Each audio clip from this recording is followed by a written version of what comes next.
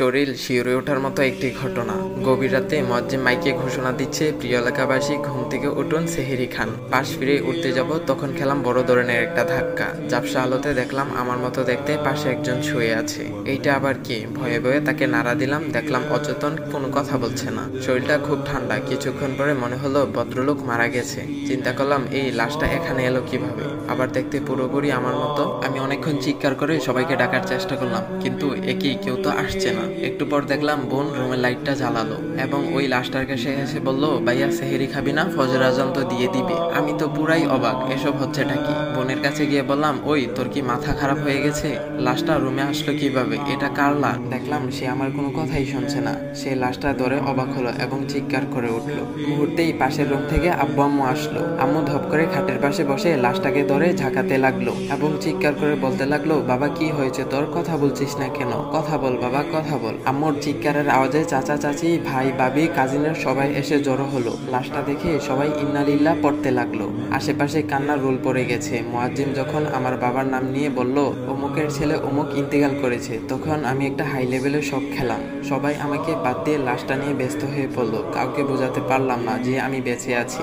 মনে হলো সবাই পাগল হয়ে গেছে। এক কাজিনকে খেপে গিয়ে একটা ধাক্কাও মেরেছি, কিন্তু দেখলাম সে বিন্দু পরিমাণ প্রতিবাদ করলো না। ফজরের পর লাশটা গোসল দেওয়ার ব্যবস্থা করা হলো। মুয়াজ্জিন সাহেব আরেকজনকে নিয়ে আসলেন গোসল দিতে। দুজন বলাবলি করতে লাগলো, আরে মৃত্যু কার কখন আসে বলা যায় না, এরকম তাগড়া মানুষ মারা যাবে কে ভেবেছিল? কাল বিকেলেই তো আমাদের সাথে হাসি মুখে কথা বললো। আমি লাশের পাশে দাঁড়িয়ে ওদের কথা শুনছিলাম। গোসল দেওয়ার পর কাফনের কাপড় পরিয়ে খাটের উপরে লাশটা রাখা হয়েছে। লাশটা ডাকবার জন্য মসজিদ থেকে কালো রঙের কাপড়টা আনা হলো। সবাই শেষবারের মতো লাশটাকে দেখার সুযোগ করে দেওয়া হলো। এখনো আমার কাছে সবকিছু পরিষ্কার না, কিছুই বুঝতে পারছি না আমি। বাসার আশেপাশে প্রচুর মানুষের ভিড়, আত্মীয় স্বজন, বন্ধু বান্ধব সবাই এসেছে লাশটাকে দেখতে। কত পরিচিত মানুষ কান্নাকাটি করছে, কিন্তু কাউকে বুঝাতে পারলাম না আমি মারা যাইনি, আমি বেঁচে আছি। এটা অন্য কারো লাশ, কেউ আমার কথা শুনতে পাচ্ছে না।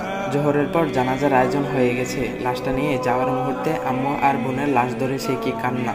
অবাক ব্যাপার, একদিন আগেও ঠান্ডা সর্দি লেগেছিল, হালকা জ্বরও ছিল। 2-1 দিন যাবত ঠিক মতো নামাজ আদায় করতে পারছিলাম না, কিন্তু আজ কিছুই মনে হচ্ছে না। আমি পুরোপুরি সুস্থ আর শরীরটাও তোলার মতো হালকা মনে হচ্ছে। যাই হোক, লাশটা চৌরাস্তার ঈদগাহ মাঠে জানাজার জন্য নিয়ে যাওয়া হলো। ঈদগাহ মাঠে একটুও জায়গা ছিল না। বাবা হালকা একটু কথা বললো, পরে ইমাম সাহেব একটু বয়ান করে জানাজা পড়লেন। জানাজা শেষে লাশটা কবরস্থানে নিয়ে যাওয়া হলো। সেখানে গিয়ে দেখলাম দাদুর কবরের পাশে একটা কবর খনন করা হয়েছে। ঠিকঠাক ভাবে লাশটা দাফন করে সবাই আত্মার মাগফিরাতের জন্য দোয়া পড়তে লাগলো। মোনাজাত শেষে সবাই যার যার মতো চলে গেল, কিন্তু বাবা মা বসে থাকলেন, তাদেরকেও জোর করে নিয়ে যাওয়া হলো। অবশেষে আমার কাছে সবকিছু পরিষ্কার হতে লাগলো যে আমি আর এই জগতে নেই। যদি আরেকটা বার সুযোগ পেতাম তাহলে কত যে আমল করতাম। সবসময় মসজিদ মাদ্রাসায় পড়ে থাকতাম, কিন্তু তা তো আর হবার নয়। একটু পরে দেখি আমি ওই কবরে রাখা লাশটার মধ্যে চলে যাচ্ছি। এদিকে শুধু অন্ধকার, অনেক ভয় হচ্ছিল। একটু পরেই মুনকার নাকির আসবে, বিভিন্ন প্রশ্ন জিজ্ঞাসা করবে, না পারলে শুরু হবে কবরের আযাব। শুয়ে শুয়ে অন্ধকার ঘরে পুরো ঘটনাটি চিন্তা করলাম। এগুলো তো একদিন আমার সাথে হবে, একদিন তো আমিও মারা যাব। হঠাৎ শোয়া থেকে উঠে বসলাম, শরীরের প্রতিটা লোম দাঁড়িয়ে গেছে। প্রতিটা মানুষেরই এভাবে প্রতিদিন মৃত্যুকে স্মরণ করা উচিত, তাহলে আশা করা যায় গুনাহ থেকে মনকে বিরত রাখা যাবে এবং কবরের প্রস্তুতি নেওয়া যাবে।